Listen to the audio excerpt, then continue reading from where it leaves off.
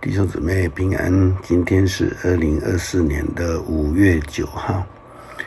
今天的经文是诗篇93篇，路加福音24章44节到53节，以弗所书第1章15节到23节，使徒行传第1章第1节到11节。今天是耶稣的升天节。今天的经文比较多，牧师要请大家今天呢自己来研读这一些经文，我都有写在下面。今天是教会历当中的耶稣升天节，就是耶稣复活之后的第40天。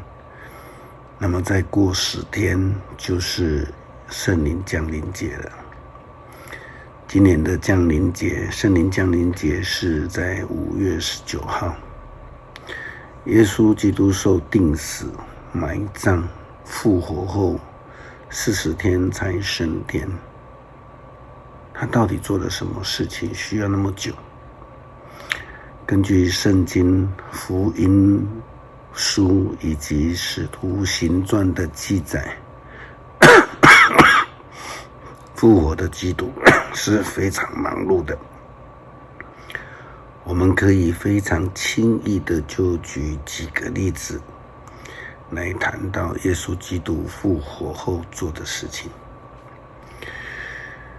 马太福音第28章第9节到第10节，这是在坟墓当中，天使宣告耶稣基督复活之后，他就自己亲自向妇女们显现，成为重要的历史证据。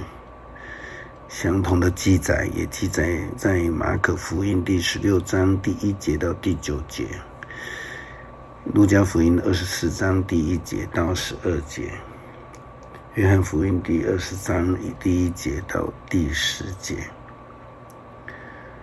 另外在路加福音24章34节，我们看到了一段经文，似乎耶稣基督有单独向彼得显现，但是没有清楚的记载。约翰福音20章19节记载耶稣基督复活，向那个门关紧紧的房间里面的门徒来显现。耶稣基督向他们请安说，愿你们平安，又给他们看钉痕手。接下去就看到约翰福音20章26节，记载了耶稣基督再一次的显现，并且让多疑的多马来触摸他的钉痕手。路加福音24章13节到16节，这记载着在往以马忤斯的路上遇到2位门徒，与他们同行，并且向他们显现。约翰福音21章第1节到13节，耶稣向7位归乡捕鱼的门徒们显现。圣经明白的记载，这是第3次。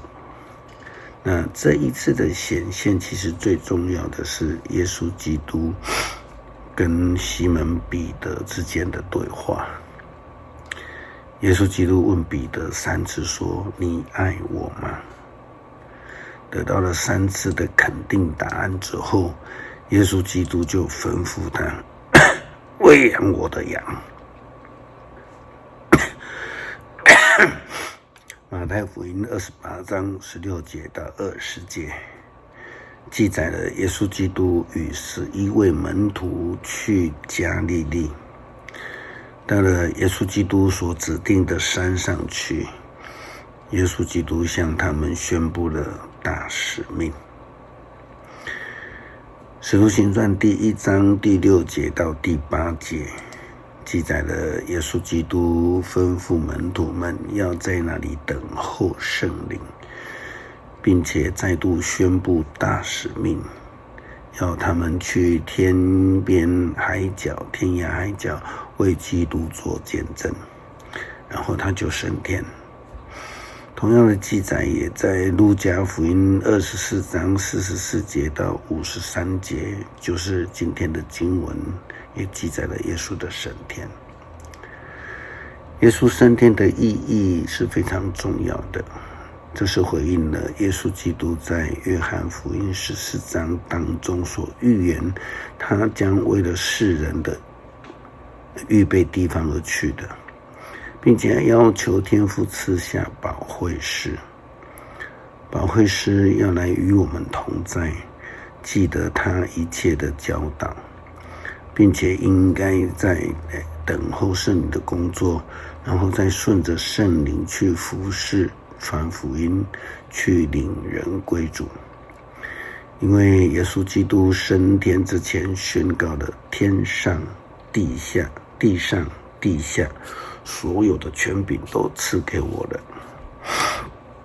耶稣的升天就如同使徒信经所宣告的，他坐在上帝的右边，要在那里审判活人，就是地上的；死人，就是地下的。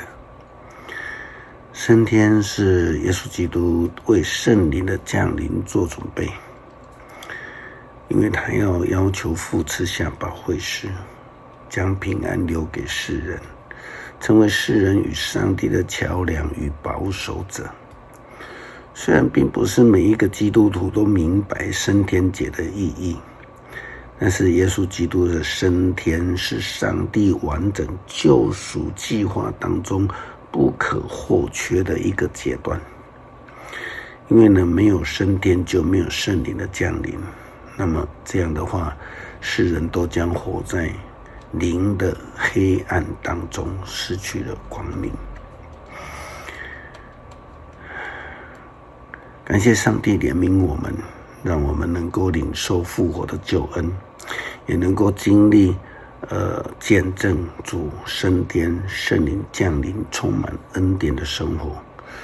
求主帮助我们成为一位宣教的门徒，见证复活的基督。感谢祷告，奉主耶稣基督圣名求，阿们。